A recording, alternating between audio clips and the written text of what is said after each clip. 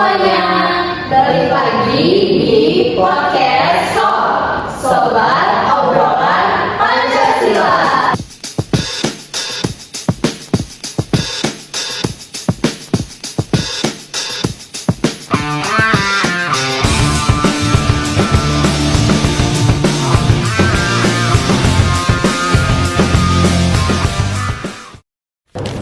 Halo semua, selamat datang di podcast kami hari ini. Aku Maya bersama Alvin.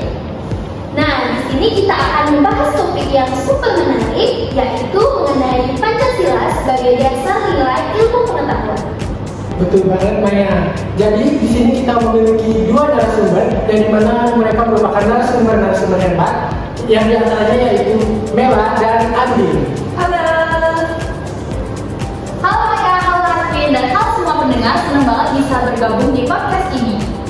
Dan terima kasih kepada Maya dan Alvin sudah mengundang kami di podcast ini. Semoga apa yang kita bicarakan dan kita diskusikan sekarang menjadi wawasan baru bagi kalian. Baik, pertama-tama sebelum kita mulai podcast hari ini, aku ingin mengajak kalian semua untuk memahami apa sih yang dimaksud dengan paradigma dalam ilmu pengetahuan. Nah, apakah Mela sebagai narasumber apakah bisa menjelaskan? Tentu saja. Nah, sebelum masuk lebih dalam, di sini saya akan menjelaskan terlebih dahulu definisi dari paradigma. Paradigma itu adalah seperti kacamata kita dalam memandang dunia. Nah, di mana paradigma ini adalah sebuah kerangka berpikir dalam memahami, menafsirkan, dan berinteraksi dengan realitas. Di mana dalam konteks ilmu pengetahuan ini menentukan metode penelitian, jenis pertanyaan yang diajukan, serta bagaimana cara kita menilai sebuah kebenaran. Oh, jadi itu seperti peta cara kita berpikir ya? Ya, benar banget.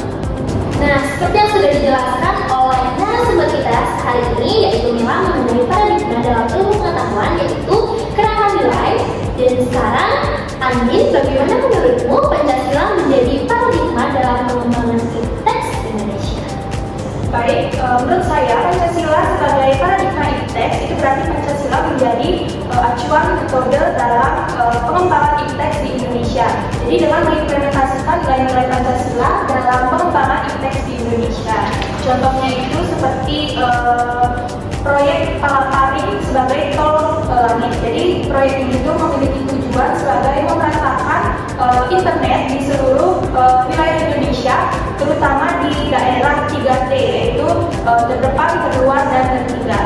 Jadi seluruh wilayah di Indonesia mendapatkan internet dan seluruh siswa dan anak-anak di Indonesia dapat merasakan dan merata dalam pembagian ilmu pengetahuan melalui internet. Oh, jadi pengimplementasian Pancasila dalam perkembangan IPTEX itu tidak hanya mendorong kemajuan ya, tetapi juga dapat memajukan keberagaman yang ada di Indonesia. Betul sekali. Oke, seperti itu teman-teman. Nah, keren banget nih, udah dijelasin sama narasumber kita yaitu Andin, dan sudah disimpulkan oleh host kita yaitu Alvin. Di sini, saya sebagai host ingin bertanya kepada Mela, yaitu mengenai bagaimana Pancasila diterapkan dalam pendidikan di Indonesia. Nah, dalam pendidikan, Pancasila menjadi landasan filosofis yang mengarahkan tujuan, kurikulum, dan metode pembelajaran. Misalnya, pendidikan kita berupaya membentuk peserta didik yang religius, nasionalis, dan demokratis. Ini diterapkan melalui pembelajaran seperti PPKN, kegiatan ekstrakurikuler yang berbasis toleransi, hingga program bela negara. Tapi bicara soal pendidikan nih, apakah ada kritik tentang kesenjangan antara pendidikan di kota dan di desa? Apakah itu bertolak belakang dengan Pancasila, terutama Pancasila keadilan sosial? Tentu, kesenjangan ini menjadi isu yang bertolak belakang dengan cita-cita Pancasila. Oleh karena itu, pemerintah dan masyarakat harus bekerja sama untuk memastikan pendidikan di Indonesia yang berkualitas merata di seluruh wilayah Indonesia. Wah, keren banget Mela. Berarti di sini pemerintah dan masyarakat berperan sangat penting ya dalam memeratakan pendidikan di Indonesia, baik itu di kota maupun di desa, untuk mensejahterakan dan memajukan bangsa Indonesia. Ya, benar banget Alvin. Nah, sekarang kita masuk ke bagian yang cukup menarik, yaitu tentang isu-isu kontroversial.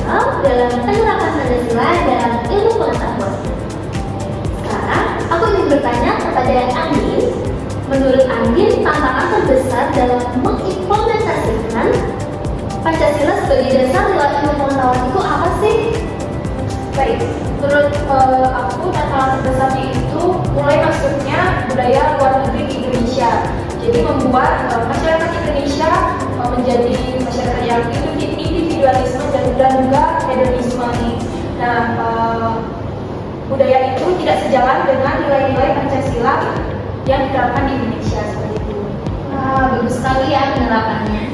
Oke Andin, lalu bagaimana cara kita menyikapi hal tersebut? Nah, caranya itu yaitu dengan selektif dan juga penguatan karakter nilai Pancasila pada generasi muda di Indonesia. Baik, itu tadi penjelasan dari Andin. Jadi, nggak sekedar menerima teknologi begitu saja ya? Nah, betul sekali Maya. Jadi budaya itu masuk melalui teknologi dari luar negeri yang membuat masyarakat Indonesia terpengaruh. Misalnya seperti perkembangan teknologi media sosial. Jadi masyarakat Indonesia itu terpengaruh oleh berbagai pengaruh dari luar tentang tren-tren belanja. Seperti misalnya bahasa dalam sekarang itu FOMO. Wah, seperti itu ya Andi. Itu relate banget sih untuk masa sekarang ini. Kayak tiba-tiba pada saat kita scroll Instagram, scroll TikTok, dan scroll media sosial lainnya, kita tuh pasti pengen beli ini, beli itu. Tapi kita tidak pernah kepikiran untuk ada fitur untuk kita donasi ataupun membantu tetangga. Oh iya juga nih Maya, jadi kita sebagai Gen Z, terutama aku juga sebagai pengguna media sosial yang menggunakan TikTok, sering melihat live-live di TikTok yang memperjualkan barang dagangan mereka, dari mana aku merasa tertarik untuk membeli produk tersebut. Nah, jadi sebenarnya teknologi itu tidak ada baik dan buruknya, itu adalah netral, tergantung bagaimana kita menggunakannya. Pas sekali Alvin, jadi kita sebagai pengguna media sosial harus bijak dalam memilah konten-konten yang kita tonton. Jadi harus tetap sesuai dengan nilai Pancasila dan tidak hanya sekedar mengikuti tren di media sosial saja. Oke, Andin. Nah, benar banget apa yang dikatakan oleh narasumber kita yaitu Andin. Jadi intinya kita tetap boleh adopsi teknologi global, tapi harus dipastikan sesuai dengan nilai-nilai kebangsaan dan sesuai dengan nilai kebudayaan yang ada di Indonesia. Baik, menurut Nela bagaimana mengenai itu? Nah, nilai-nilai kebudayaan Indonesia ini harus kita lestarikan karena sebagai bentuk dari menghargai jasa-jasa dari para pahlawan. Nah, itu dia tadi mengenai diskusi kita hari ini, yaitu tentang Pancasila sebagai dasar ilmu pengetahuan, di mana kita membahas Pancasila sebagai paradigma pengembangan iptek di Indonesia, dan juga di sini saya sebagai host dan Alvin dan narasumber kita Mela dan Andin juga membahas mengenai isu-isu kontroversial mengenai Pancasila sebagai ilmu pengetahuan. Oke, itulah tadi narasumber-narasumber hebat kita. Pada intinya, kita semua harus menghadapi tantangan ini dengan kolaborasi. Pemerintah, akademisi, dan masyarakat memiliki peran masing-masing untuk memastikan nilai-nilai Pancasila agar terus relevan. Ya, jadi kesimpulannya, Pancasila adalah landasan moral yang harus kita jaga dalam pengembangan iptek dan pendidikan. Meskipun ada banyak tantangan, kita harus tetap menjaganya. Terima kasih kepada narasumber-narasumber hebat kita yaitu Mela dan Andin. Sampai jumpa di talk selanjutnya.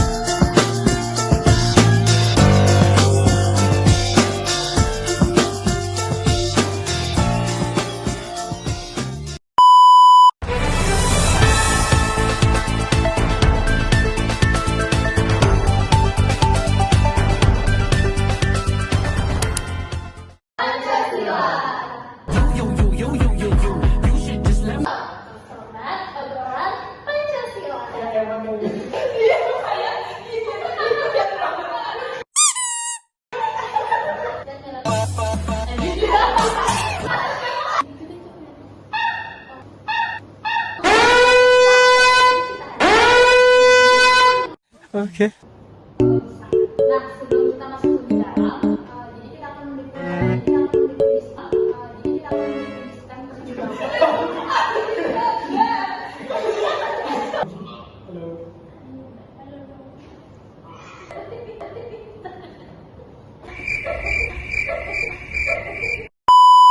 Ini mengenai aja.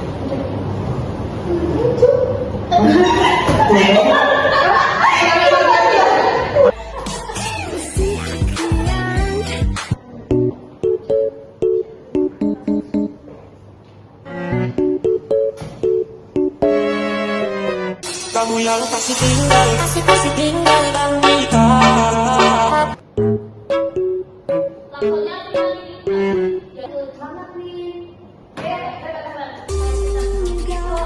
langsungnya ke mana nih?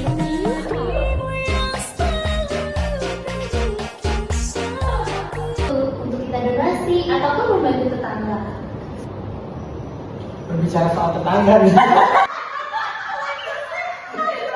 Dan terlibat oleh iklan-iklan yang muncul ya, salah satunya itu TikTok. Jadi mana? Ini apa nih?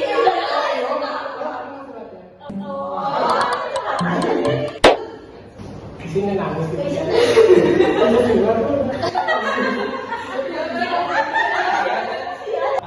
Agar para hasil tidak menimbulkan, kita berikan kepada mereka.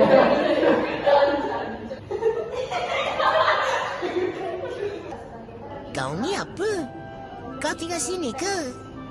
Oh, masuk mas.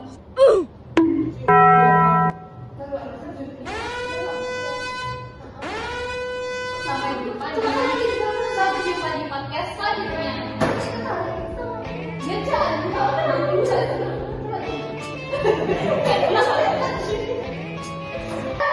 Kayaknya gini ya. Awal itu kayak ya betul. Ini foto dulu. Coba kita celana pendek, Din. Kok kaki ke kayak gini anjing? Ya,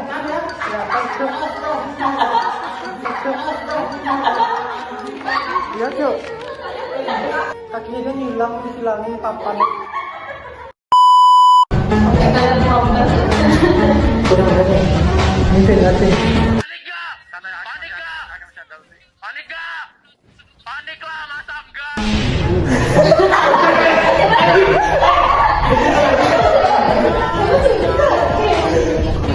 Oke, itu teman-teman. Oke.